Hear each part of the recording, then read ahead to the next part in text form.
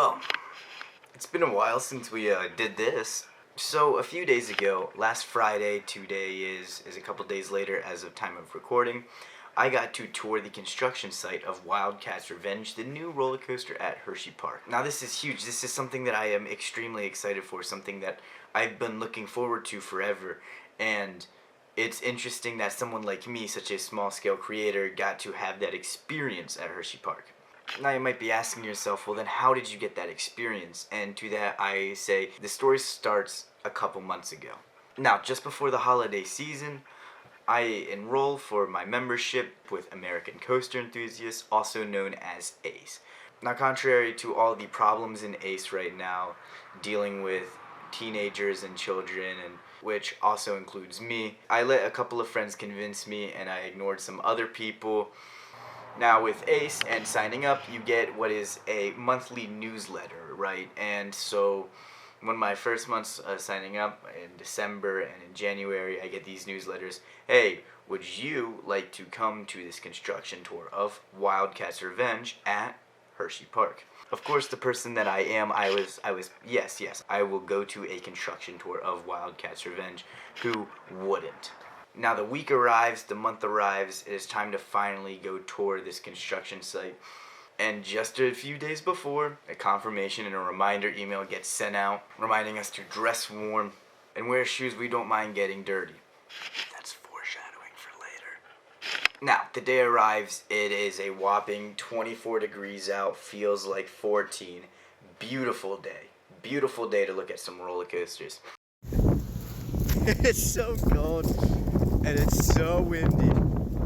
This better not be miserable. Oh my lord! It has to be like 26 degrees out right now. But it says it's supposed to feel like 17. Here we are.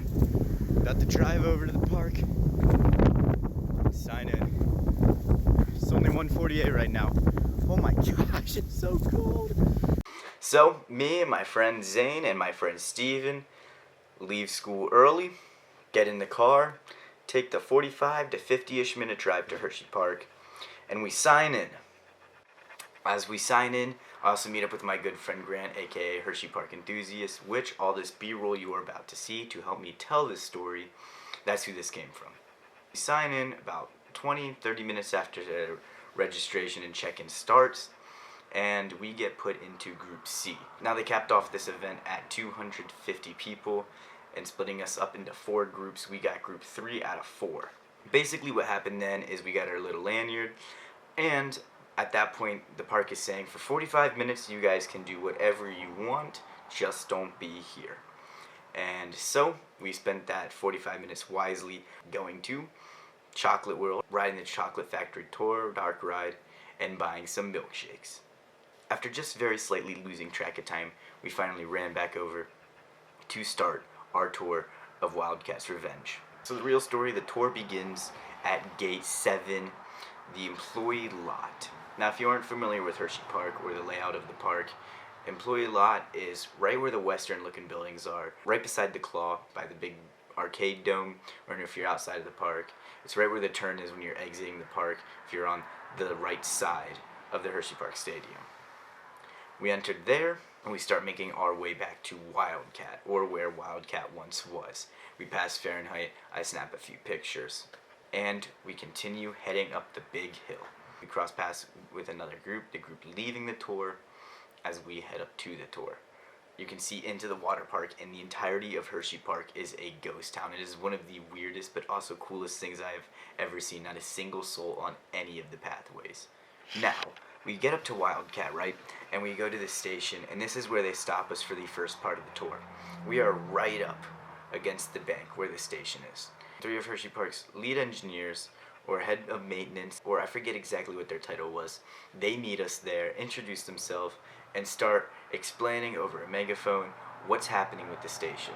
There, they describe the concept and art of a separate unloading platform with a separate loading platform, how that'll work, train storage, and a somewhat informal timeline of when the station could be done. Also, they talked about why they repurposed the station and when the brake run will be completed. This lasted for a good 5 to 10 minutes, and then we start heading to a different site.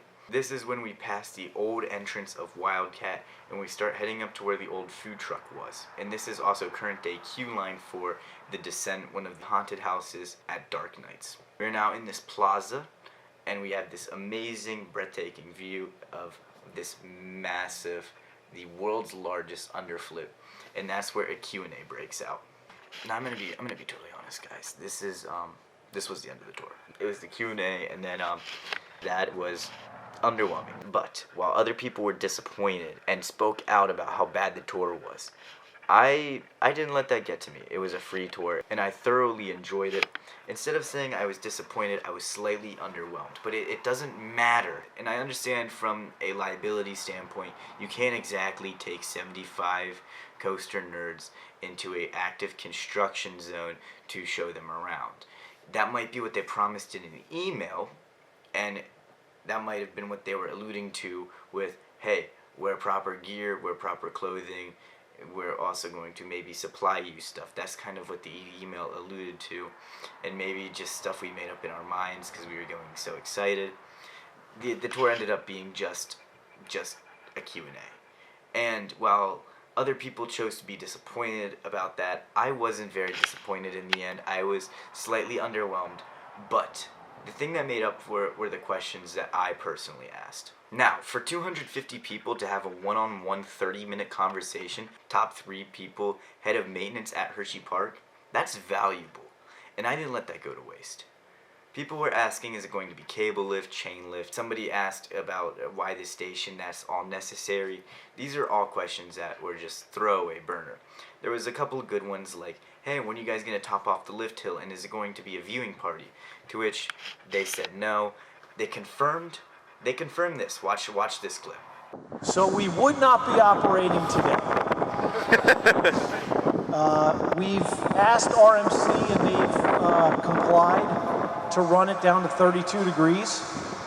So we're going to run Wildcat's Revenge all through Christmas Candy Day. It'll be available. We're going to provide heaters in the station for the trains.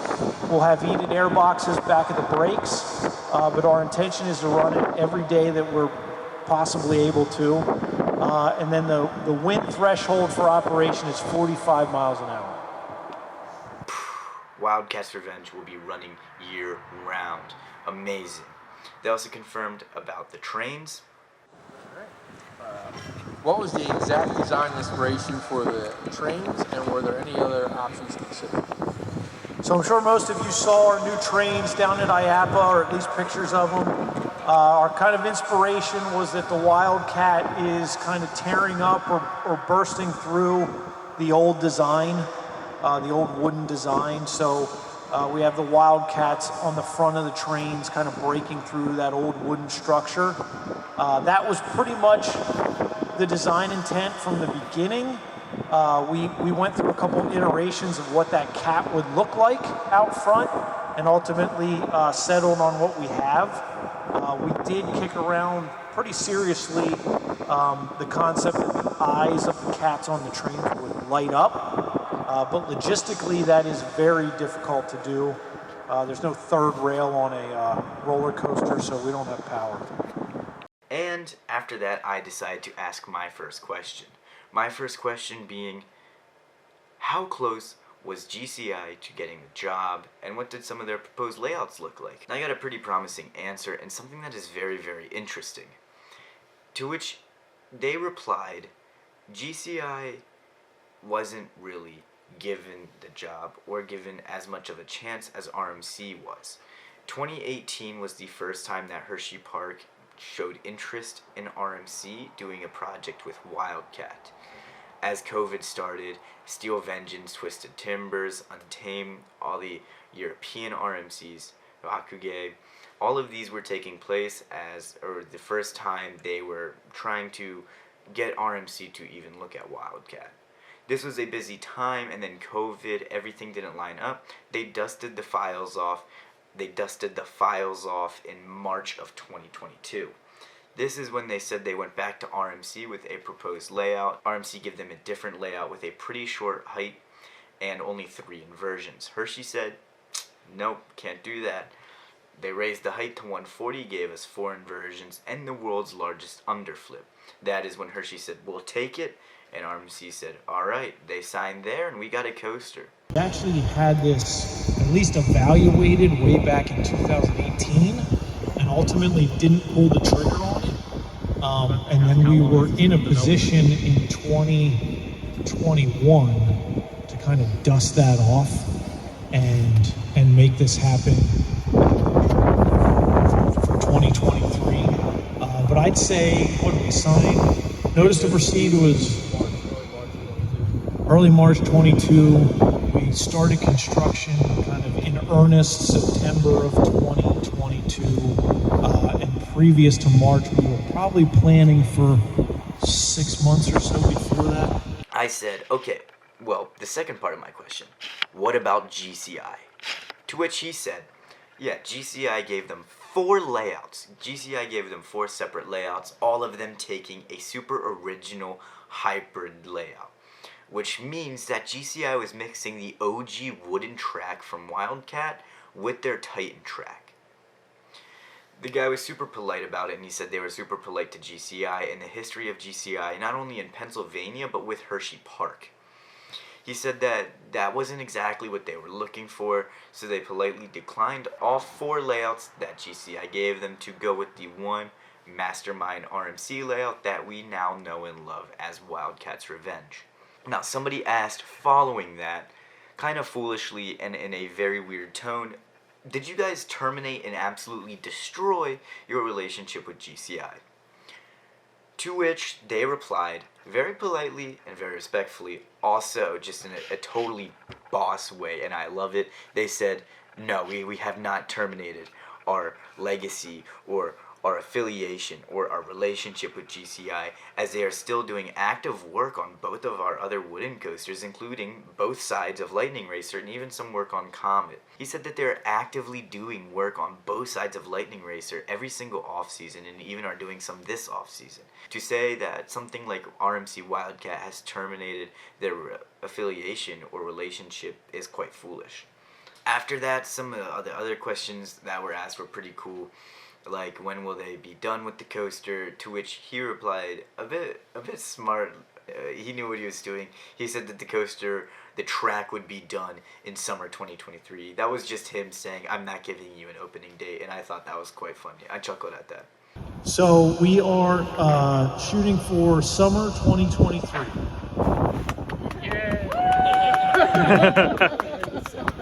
That's our official statement.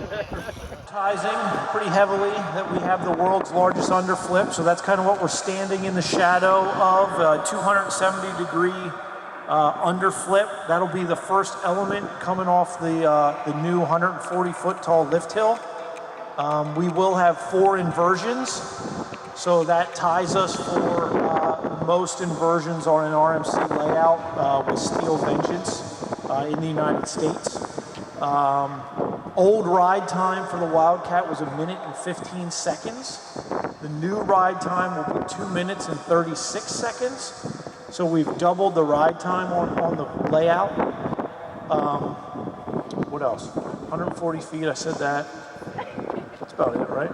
Oh, and it's at Hersheypark, so, what else do you want? After that, I asked my second question, which was, what's the theoretical capacity of Wildcat's Revenge? To which he replied, RMC has given us a theoretical capacity, yet I can't recall that. I do forget. I'm sorry. After that, I asked my third and final question, which was, if need be, can Wildcat's Revenge run without the other unload station? To which he said no. Minimum, this will run 2 trains. Sweet.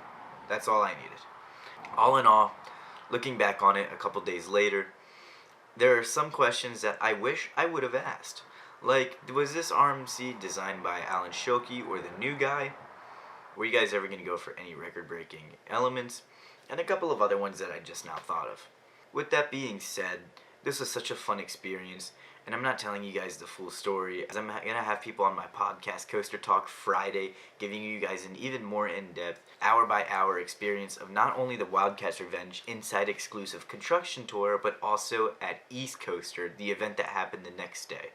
So this was my story time and experience of the WILDCAT'S Revenge exclusive construction tour. I hope you guys enjoyed. Please tune in for the podcast, as there's going to be so much more exclusive content and just things not only from me but from other people who have experienced the tour and who have also experienced East Coaster. So if you guys like to see that, stay tuned and subscribe. It feels good to be back, and I'm so happy that I was fortunate enough to be taken on this tour. Thank you to East Coaster, and thank you for Ace. See you guys.